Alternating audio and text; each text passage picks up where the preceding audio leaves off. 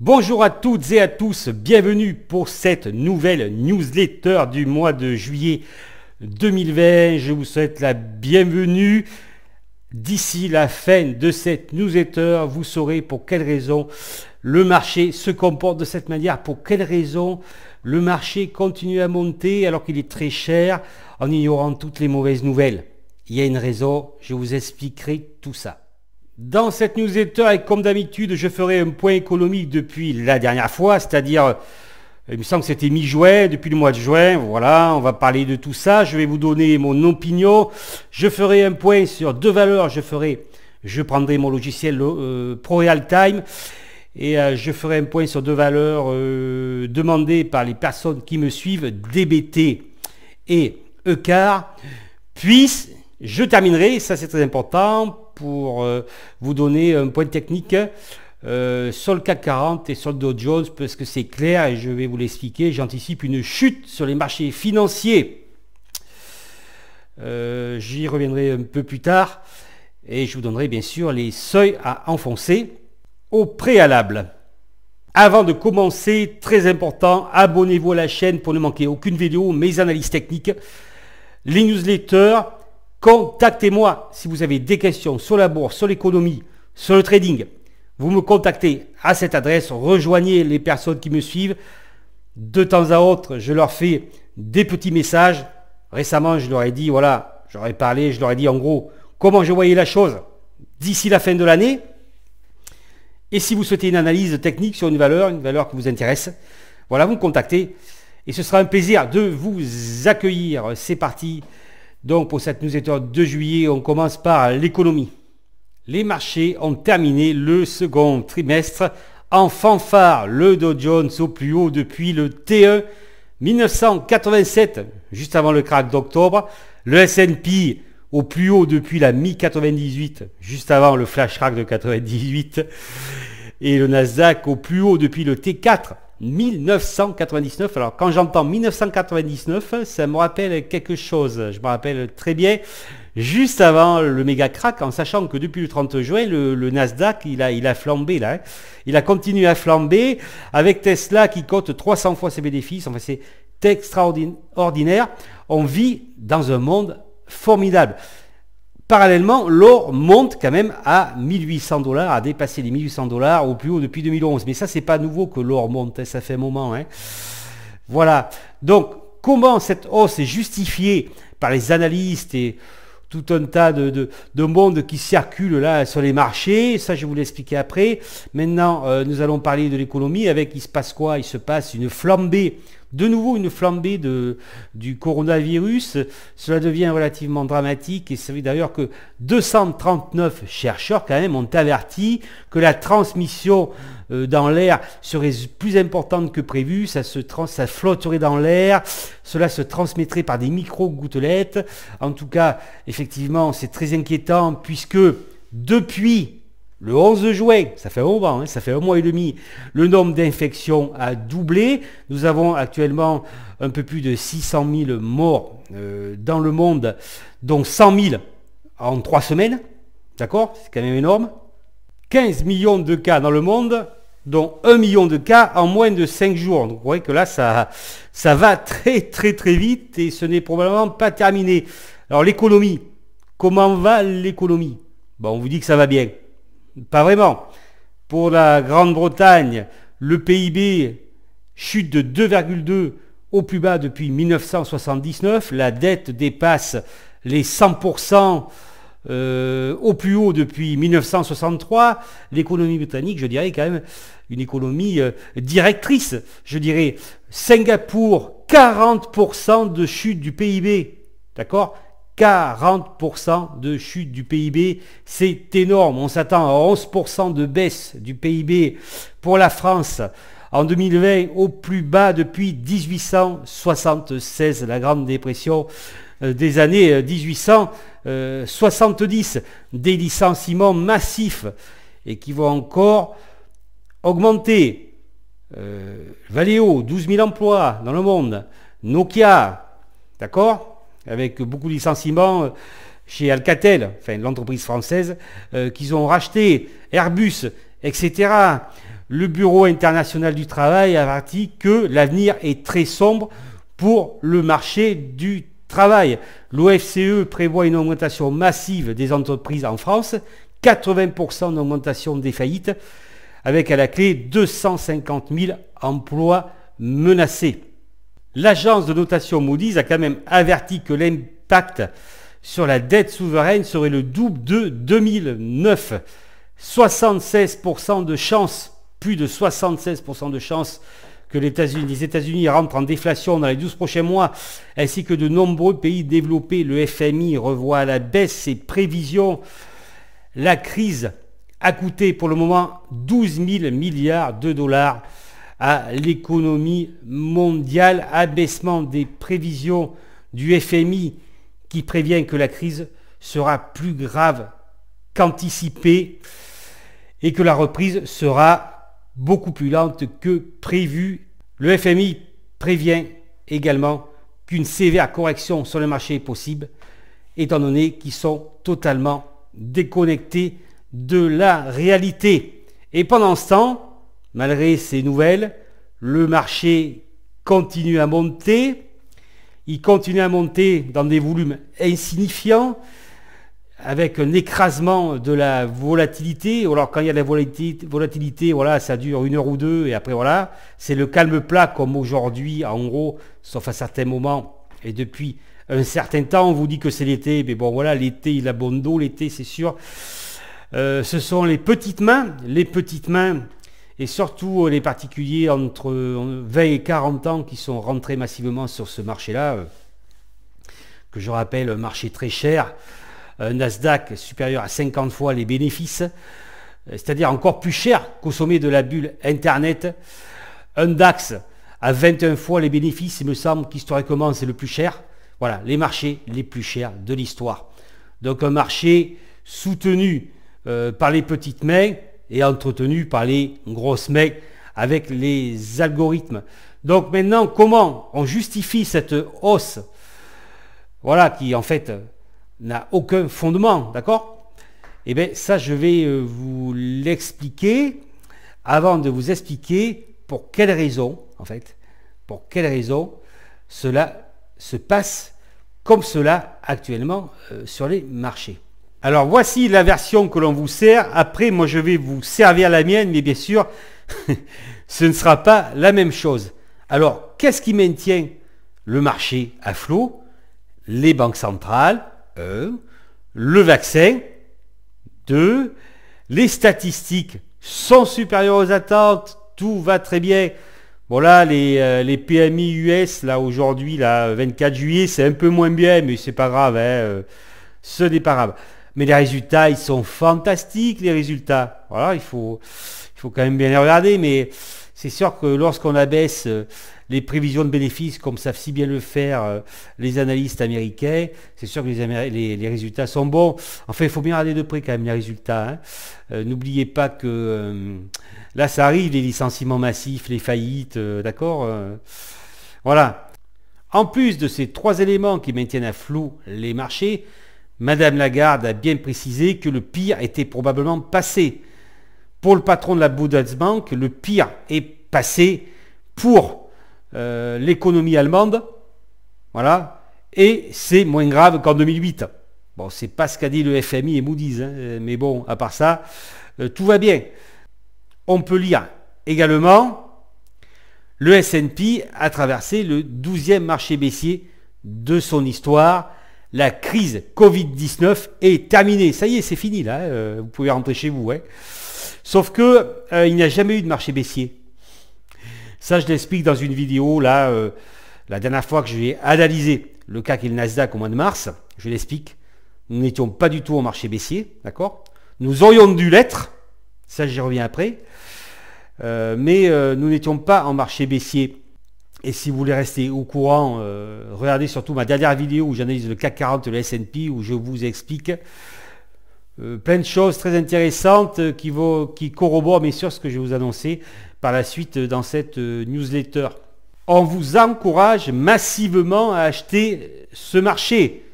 Également les GAFAM, les technologiques américaines avec un PER supérieur à 50. On vous dit que la crise du Covid n'empêchera pas la reprise économique. Alors, quelle reprise économique? Moi, je dirais que nous sommes plutôt sur un haut de cycle et qu'il y a une manipulation des cours pour maintenir ce haut de cycle, mais qui n'existe plus. Là, on n'est pas dans une phase de reprise économique. On est dans une phase de décroissance. Voilà, mais à part ça, ça n'empêchera pas la reprise. On vous raconte aussi, on ne combat pas la Fed. Inutile de résister. Vous pouvez acheter tranquillement. Voilà, vous pouvez acheter du McAfee à 35 euros. Ah, mais je crois qu'elle n'est plus à 35 euros là depuis quelques jours. Elle est à combien déjà, la Gérardée, tout à l'heure là? D'accord? Je reviendrai après sur McAfee aussi là, pour vous expliquer un peu le truc là. D'accord? Voilà. Pour les gérants, l'heure est à la poursuite du rebond des actions. Voilà. Ça va continuer sans problème. L'heure est à la prise de risque. Il faut prendre des risques maintenant. Il prévoit une stabilité des marchés jusqu'à la fin de l'année. Bank of America, par contre, prévoit 15% de hausse d'ici novembre. Moi, je ne le vois pas vraiment comme ça, là, novembre, d'accord? J'y reviens après, là. Hein. Dès qu'il y a une petite baisse, comme aujourd'hui, enfin, hier et aujourd'hui, on vous rassure, ne vous inquiétez pas, c'est une petite prise de bénéfice. Ce n'est pas grave. Et puis, de toute façon, le vaccin, il arrive. Alors, je ne sais plus, dans la semaine, là, il y a une baisse, après, c'est remonté. Ah, le vaccin, il arrive, là, demain, il est là, le vaccin.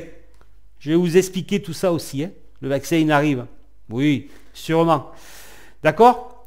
Après, on vous dit, et ça m'a fait tilt tout de suite. On vous dit que c'est vrai, le Nasdaq, les valeurs sont chères, mais c'est justifié. C'est tout à fait normal parce que leur modèle s'est adapté à plus que résister lors de la crise qui est finie. Elle est finie, la crise, là. Hein. C'est terminé. Hein. Les cas explosent, les morts explosent, mais c'est terminé. Alors voilà, c'est justifié. C'est exactement ce qu'on vous disait en 2000 avant l'effondrement des marchés. C'est exactement ce qu'on disait. 99% des gérants et des analystes recommandaient la bourse à l'achat avant l'effondrement des cours. Je vous le dis quand même. Hein. Voilà. Alors c'est comme le scandale Wirecard. J'en parle un petit peu quand même de ce qui s'est passé sur le fleuron des systèmes de paiement allemands. Le cours qui passe de 104 euros à 10 euros en une semaine. Moi, ça me rappelle Enron, WorldCom, vous voyez, hein, c'est comme si c'était hier. Voilà, c'est ça, hein, un marché très cher qu'on encourage à acheter, mais c'est justifié, d'accord? Et là, il commence à y avoir des scandales. Donc là, je dirais que ça sent le sapin. Hein. Bien, maintenant, je vais vous donner ma version, et par la suite, mes prévisions sur les marchés à court terme. Souvenez-vous ce que disait Jesse Livermore, considéré comme le meilleur trader du monde, celui qui a gagné le plus d'argent sur un temps donné.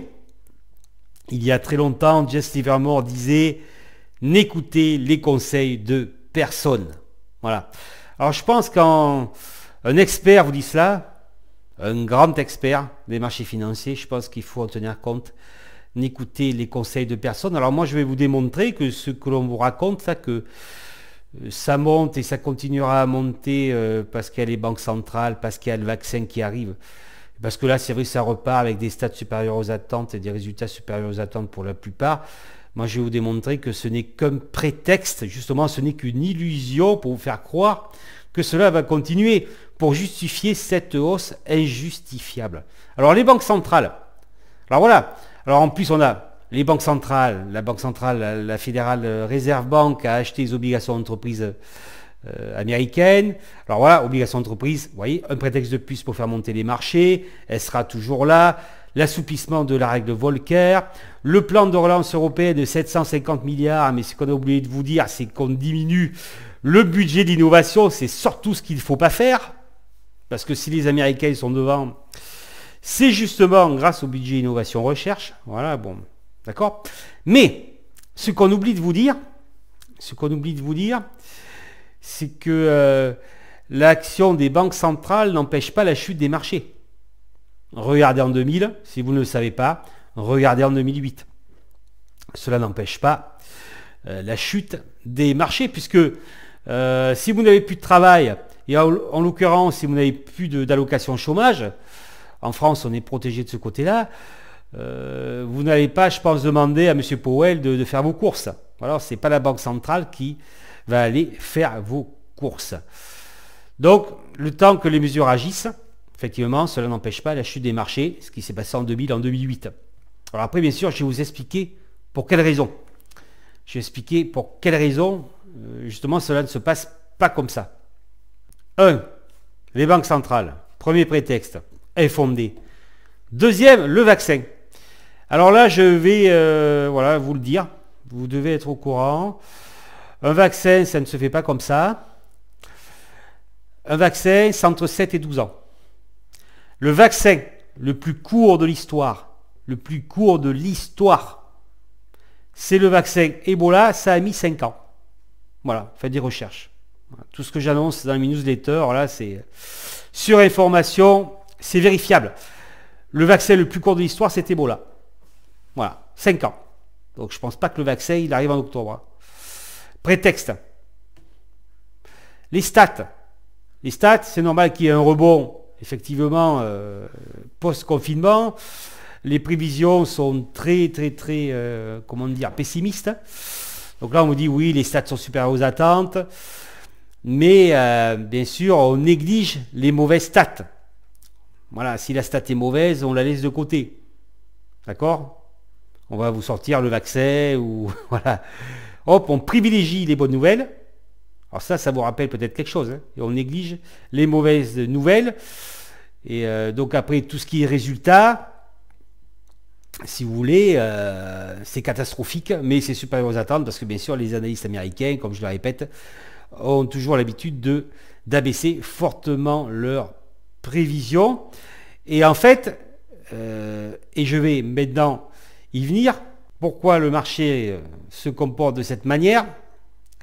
En fait, le marché réagit comme si nous étions à la sortie d'un krach boursier. Le marché réagit comme si nous étions en 2003 ou comme si nous étions en 2009.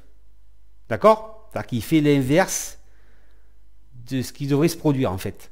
D'accord? Parce que là, bien sûr, le marché baissier n'a pas eu lieu.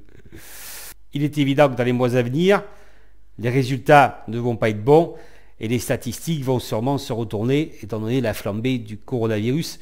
Le reconfinement, peut-être que ça ne va pas reconfiner partout, mais bon, en tout cas, effectivement, cela va impacter les résultats futurs. Et n'oubliez pas, haut de cycle, marché très cher. Donc la correction terminale doit avoir lieu. J'annonçais récemment, c'est un marché de dupes. L'improbable devient probable. L'improbable est devenu probable. On a un exemple avec McAfee qui est multiplié par 7 en quelques mois. D'accord? Comment justifier ce cours sans consolidation, cette hausse parabolique? Hausse parabolique, c'est-à-dire un trait comme ça, là. D'accord? C'est-à-dire qu'il n'y a pas de contrepartie. Et là, une baisse de 50% en quelques jours. Alors, l'improbable est devenu probable pour quelle raison? Les algorithmes. Parce que s'il n'y avait pas eu les algorithmes, les marchés ne seraient pas à ce niveau, puisque les êtres humains, si c'était des êtres humains qui passaient les ordres, ils réagissent avec leurs émotions, d'accord? Donc là, forcément, ça ne serait pas la même chose. C'est une progression algorithmique, mais ça, bon, ceux qui me suivent maintenant le savent, bon. Oui, on le voit, hein, il n'y a pas que sur McAfee, hein, voilà, il y en a plein. Effectivement, où voilà, vous avez des hausses paraboliques très puissantes, sans contrepartie, puis d'un seul coup, boum. Bien sûr, il y en a qui rentrent trop tard. La plupart rentrent trop tard, puisque nous sommes sur le pic des volumes. Quand vous êtes sur un pic des volumes, c'est là où ça commence à distribuer. Et voilà. Donc, si vous voulez, c'est un petit peu le même principe. C'est un gigantesque bull trap. Et avec les algos, on arrive justement à manipuler, je dirais, l'habitude du marché. D'accord? Voilà, c'est-à-dire que ce qui doit être ne l'est plus. Voilà, c'est en fait, on voit régulièrement aussi des manipulations de l'Ishimoku, bon, sur plusieurs valeurs. Kaufman, par exemple, voilà, c'est-à-dire que des improbabilités techniques. Et ça, c'est l'algo. Ça part, hop, puis après, ça, vous voyez, c'est les montagnes russes un peu là. Hop, hop, hop. Alors c'est sûr que pour McAfee, par exemple, ceux qui sont rentrés à 34 €, ils ne sont pas prêts de le revoir. Donc vous voyez, c'est un marché très piégeux. Explication. le patrimoine des petites mains doit se retrouver dans le patrimoine des grosses mains. Voilà. C'est tout. Parce que là, en fait, quand je parle de patrimoine des petites mains, c'est ceux qui veulent jouer, je dirais, dans la cour des grands, la cour de la bourse. Donc il faut leur prendre leur patrimoine, d'accord, leur capital. Et en fait, c'est très très simple. C'est très très simple puisque vous pouvez difficilement combattre contre un professionnel qui a les outils les plus avancés et un capital 10, 100, 1000, 10 000 fois plus important que l'autre. Alors vous voyez, on crée des improbabilités techniques parce que notamment le mois dernier, il y en a qui ont perdu beaucoup d'argent parce qu'ils ont shorté sur le BX4. Pourquoi? Parce qu'en fait, comme je vous dis, le marché il a changé. L'algorithme a modifié le marché, c'est-à-dire que ce qui doit être ne l'est plus. D'accord? C'est-à-dire que là, de toute façon, vous pouvez voir le BX4 est éminemment manipulé. C'est un truc de malade. Je pourrais faire une vidéo sur la manipulation du BX4. D'accord? Voilà, donc en fait, vous êtes une petite main, vous avez 100 000. Vous avez 100 000 de capital. D'accord? Donc vous savez qu'à un moment, il faut shorter parce que voilà, vous connaissez bien la technique et le marché va faire l'inverse. Voilà. D'accord? J'ai donc l'exemple, c'est un ami, un ami qui lui tradait depuis 5 ans, donc un peu plus que moi, donc il tradait. Ben, apparemment lui c'était un intraday, moi je suis un swing trader, d'accord? Je suis un swing trader, là je vous le dis actuellement je ne fais pas d'intraday, et puis j'ai pas le temps d'ailleurs. Donc je suis sur les marchés, hein. Là j'ai les marchés. 4957 points sur le CAC 40, il est 16h54, voilà, j'ai les marchés en face de moi, hein. Nexity est à 27,44, voilà, je vous le dis par exemple, ok, Lizzy est à 19,14, bon, mais je suis très occupé en ce moment et je ne fais pas d'intraday, c'est pour moi extrêmement risqué, d'accord? Et cela demande la concentration que je ne peux fournir actuellement puisque j'ai plein de choses à faire à côté, d'accord? Et j'ai une méthode de swing trading. Donc là, j'ai pris des positions. J'ai pris 3 positions, là, il n'y a pas très longtemps. En swing. Quelques jours à quelques semaines. Donc, vous savez que, par exemple, là, il faut shorter. Et en fait, il fait l'inverse. Et donc, l'ami à mon ami, qui lui avait 50 000 de capital, ça marchait très bien. Donc, alerte déclenchée. Et bien en fait, ce qui s'est passé, il a coulé son compte. C'est terminé pour lui. Peu avant Noël, voilà, il a planté son compte. D'accord? Après les circonstances, je ne les connais pas. Mais vous voyez ce que je veux dire? Si vous avez 100 000, vous êtes certain, alors vous avez une certaine expérience, ça ne marche pas trop mal. Vous dites là, il faut shorter. La personne qui est au-dessus de vous, le professionnel qui est au-dessus de vous, qui a 1 million, 10 fois plus. Et en fait, c'est facile d'utiliser 100 000 pour prendre une position inverse à la vôtre. D'accord? C'est très simple pour lui. Ok? Puis si ça ne suffit pas, il en remet un peu plus. Donc si vous prenez une position, vous êtes certain, vous allez prendre par exemple du levier et jusqu'à mettre 50% de votre capital, parce que là vous dites là c'est bon, et bien c'est comme ça que vous disparaissez du marché. Voilà. Et c'est exactement ce qui se passe actuellement. L'inverse. Je vous le dis. Le marché se comporte comme si l'on était en 2003 ou en 2009. Alors, avant de passer à l'analyse, une courte analyse de DBT et de Europcar, puis vous dire moi ce que je pense de tout ça. Je vais revenir un petit peu en arrière. Et en fait, que fait le marché? Que fait le marché? En fait, il fait la même chose depuis 2018. Si vous réfléchissez bien. Voilà, depuis octobre 2018. Qu'est-ce qui se passe? On commence à dire en 2018 que c'est cher. Il y a une forte correction en octobre, novembre, décembre 2018. La correction est telle qu'au bout d'un moment, les supports doivent tenir, mais ils ne tiennent pas. C'est bizarre. Donc il se passe quoi? Là, on rince les haussiers. Donc ça a fait mal, mais c'était rien par rapport à ce qui s'est passé en février 2020. En 2019, il se passe quoi? Voilà, c'est pareil. Rappelez-vous ce que je vous ai dit là avec celui qui a 100 000 et qui, ce que je vous dis là. Que là, il faut faire ça parce qu'habituellement, c'est comme ça. D'accord? En 2019, il se passe quoi? Il y a un rebond énorme. Ça repart avec un dépassement des plus hauts. Donc là, on rince les shorts. D'ailleurs, moi, au début de 2019, je crois que fin mars, j'étais à moins 8,5. Je terminais à plus 10, j'étais à moins 8,5 sur mon portefeuille parce que j'ai shorté, en fait. Et après, j'ai arrêté de shorter. D'accord? Donc là, vous éliminez les shorts parce que pour les shorts, c'est tellement évident qu'en fait, ok, rebond, mais après, ça va repartir à la baisse. D'accord? Notamment, je crois que c'était en février 2019. À un moment, ça passe, ça devait pas passer d'un seul coup, mais bon, principe de l'algo, hein. Qui aurait dit que McAfee monterait à 35 euros ou 34,50? D'accord? Principe de l'algorithme, il n'y a pas de contrepartie. Donc on y va là. Hop. Donc les gars, ils ont shorté, boum. Voilà, tout va bien. 2019, c'est l'euphorie totale. 2020, ça commence bien. Voilà, alors là, ça y va, là, les small caps et compagnie, les titres très risqués, ça flambe, et puis en février-mars, voilà, c'est l'effondrement du marché. Donc ouais, ok, on rince les shorts, et après, qu'est-ce qui se passe? 2020, on rince les haussiers, d'accord? Là, c'est pareil, aucun support, la chute la plus brutale depuis de tous les temps, je pense. Aucun support ne tient, enfin, le principe algorithmique, mais à la baisse, d'accord? C'est un principe algorithmique à la baisse. Donc là, vous rincez les haussiers. Et là, il se passe quoi? Ben, en fait, voilà, le marché fait la même chose, là. D'accord? 2018, 2019, 2020, et le marché fait la même chose qu'en 2019, là. Également la même chose. C'est-à-dire qu'un rebond, il pousse à l'extrême un rebond, il dépasse même certains plus hauts sur le Nasdaq, sur certaines valeurs. Alors sur quand même un contexte économique très dégradé qui ne va pas s'arranger, ça dure depuis un petit moment. Donc en fait, 2020, là actuellement, le marché nous refait le coup de 2019. Voilà, c'est tout. Donc là, on rince à nouveau les shorts. Et je l'avais dit sur un tweet au mois de février, la bulle reviendra. Dans une newsletter, je l'avais dit, les shorts, ils vont shorter, ils vont se faire rincer. Donc là, c'est un peu la même chose. Et maintenant, il va se passer quoi? Eh bien, on va de nouveau rincer les haussiers et ainsi de suite, oui.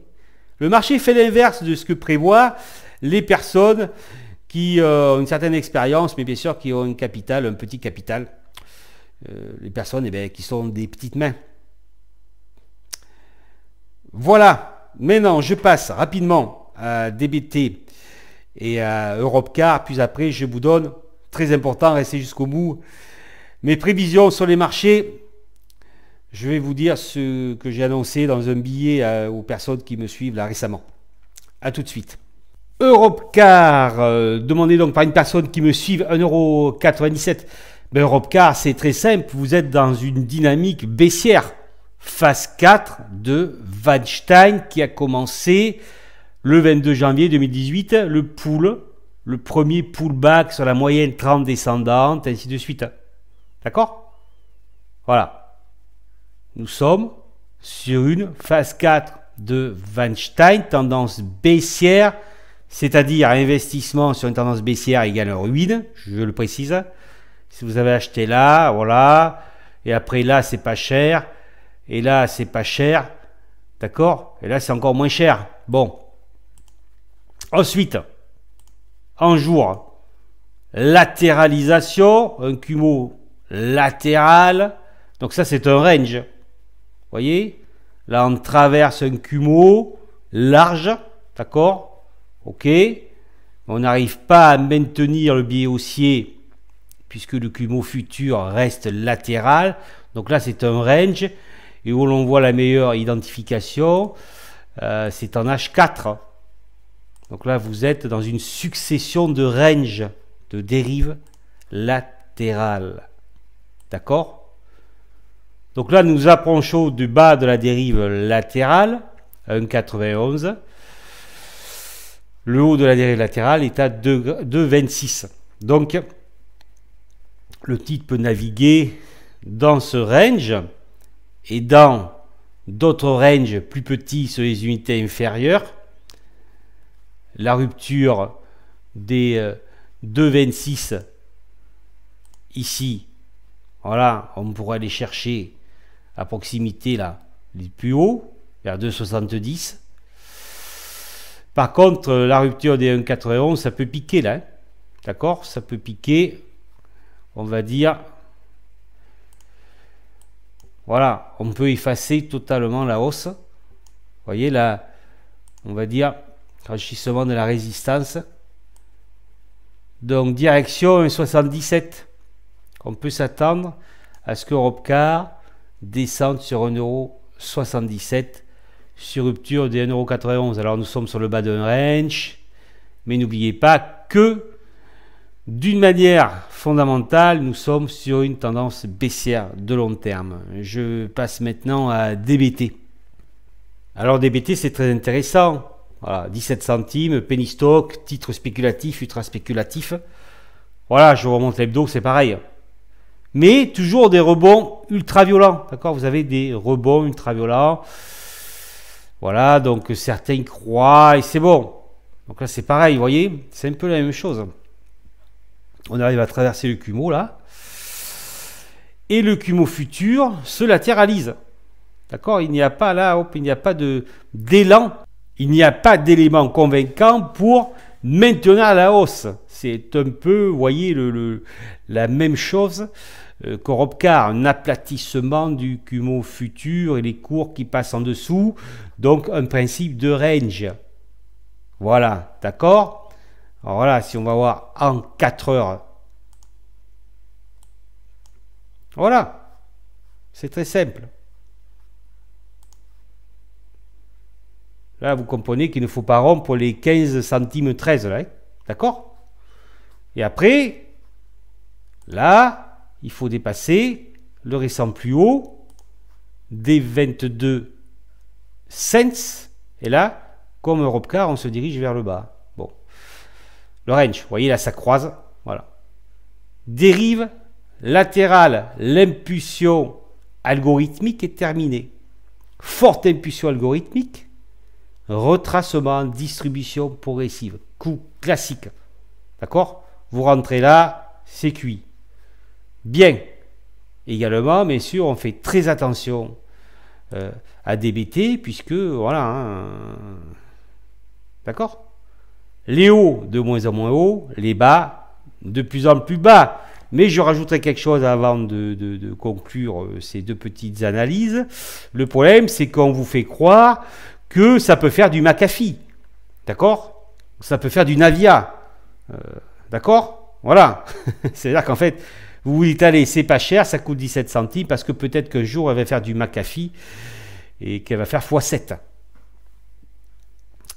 On entretient l'espoir que...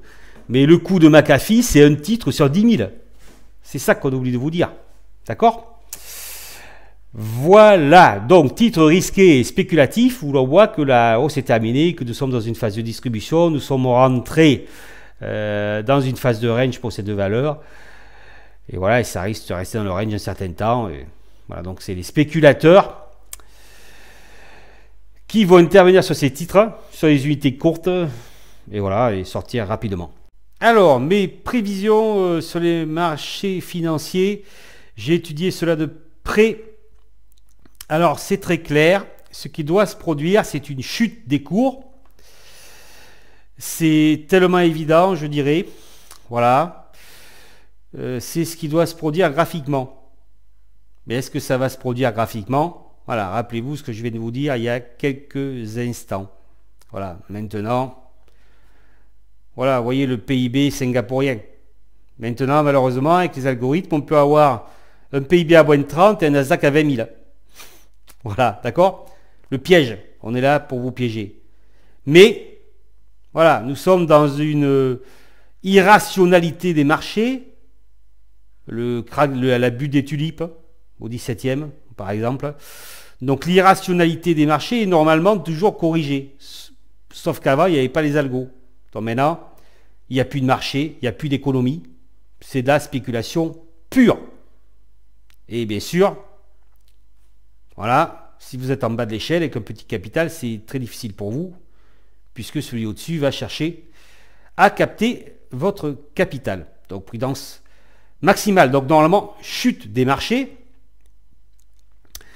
Mais donc chute août-septembre, il doit y avoir une chute des marchés. Alors je ne vais pas m'avancer. J'ai fait une analyse là dernièrement. J'en ferai une autre. Je ne vais pas vous donner d'objectif. Je vais vous donner surtout ce qu'il faut rompre comme objectif. Ce qu'il faut rompre comme seuil pour enclencher une baisse. Alors déjà, il faut absolument rompre les 25 000 sur le Dow Jones. Les 25 000 points, on n'y est pas encore, doivent être rompus sur le Dow Jones pour déclencher une baisse. Mais attention, marché haussier quand même, techniquement très bien entretenu. Donc on va vous faire peur un peu, ça va baisser, puis hop, vous voyez ce que je veux dire. C'est très entretenu jusqu'au jour où, comme en octobre 2018 et comme en février 2020, le support là il ne va pas tenir. Alors vous dites le suivant va tenir, mais là non, il ne va pas tenir non plus. Vous voyez ce que je veux dire? Vous avez constamment une épée de Damoclès au-dessus de vous. Alors, en fait, c'est ça. Donc chute août septembre. D'accord? Ça, c'est ce qui doit se produire. Août, là, souvent, c'est quand même... ça baisse. Et septembre, la rentrée, suivant comment vont évoluer les choses, ça risque de piquer au mois de septembre. Hein. Donc imaginons que ça tienne. Imaginons que ça tienne. Là, je rentre dans ce que j'ai dit la dernière fois. Novembre-décembre. D'accord? Novembre-décembre, chute. Novembre-décembre, les marchés doivent chuter. S'il est clair que les marchés doivent chuter cette année, doivent rechuter, rompre les 25 000 points sur le Dow Jones en premier objectif, 25 000 points. On verra ça, on en reparlera au mois d'août. Parce que je pense pas, enfin je sais pas, mais je pense pas quand même attendre un mois pour faire la prochaine newsletter. Là, on est un peu à la limite, 24 juillet. Et sur le CAC 40, 4724 points absolument à rompre. 4724 sur le CAC 40, 25 000 points sur le Dow Jones. Les nouvelles peuvent être très mauvaises. Le Covid continue à flamber, tout est mauvais, mais on va vous dire, mais non, finalement, c'est pas si mauvais. Et puis, en fait, voilà, quelles que soient les nouvelles, si ces seuils-là ne sont pas enfoncés, le mieux, c'est qu'ils soient enfoncés, on va dire, avec un décrochage important, vous voyez, enfoncé, je dirais, avec de forts volumes, eh bien, la baisse ne partira pas. Mais en tout cas, c'est comme ça que cela doit se passer, je vous le dis, au maximum. Novembre, décembre, là, d'ici la fin de l'année, ça doit décrocher. C'est ce qui est écrit. Et croyez-moi, je travaille énormément sur graphique. Regardez mes analyses sur d'EDF, sur Boursorama. Voilà. Donc, je suis assez expérimenté sur les marchés financiers de krach boursier. Donc, c'est clair. Après, le processus, ça, je ne vous le dis pas. Il y a un élément, par contre, il y a un élément. Il y a un élément qui fait que là, qui ne s'arrête pas de vendre là. D'accord? C'est un secteur, en fait, où ça n'arrête pas de vendre. Et ça, c'est très significatif. Mais il faut le dénicher quand même, il faut connaître. Hein. Moi, je ne vous dis pas lequel c'est. Parce que, voilà, moi, je conserve certains secrets quand même. Donc, graphiquement, ça doit chuter. D'après mes études. Voilà. Après, qu'est-ce qu'on va faire les algos? Ça, c'est autre chose. Partagez cette newsletter. Mettez-moi des likes. Dites-moi ce que vous en pensez. Laissez des commentaires. Je vous dis à très bientôt.